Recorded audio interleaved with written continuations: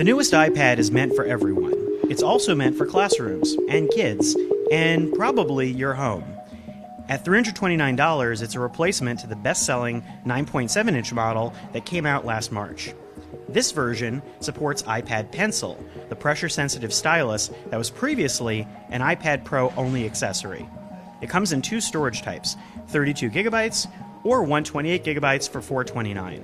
We saw it for the first time at the Lane Tech School in Chicago, and it looks, hey, like an iPad.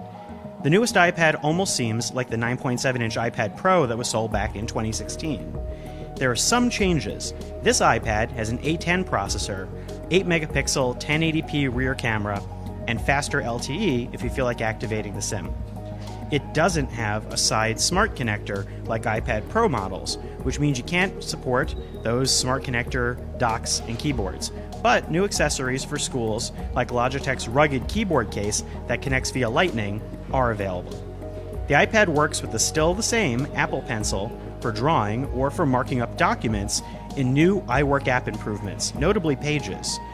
Logitech's also making a $49 crayon built off pencil technology that's not pressure sensitive, but it is made to work between iPads easily in school settings without Bluetooth pairings. Apple's aiming at creating apps to make the most of the iPad's native creative capabilities. Coding apps, AR tools, since this iPad and others support ARKit, and using Apple Clips, GarageBand, and other apps for music, video, and drawing. The new iPad isn't a whole new machine, really. It's a better-priced variant on the Pro, and Apple's leaning heavily on educational support with newly announced apps to deploy these tablets in schools.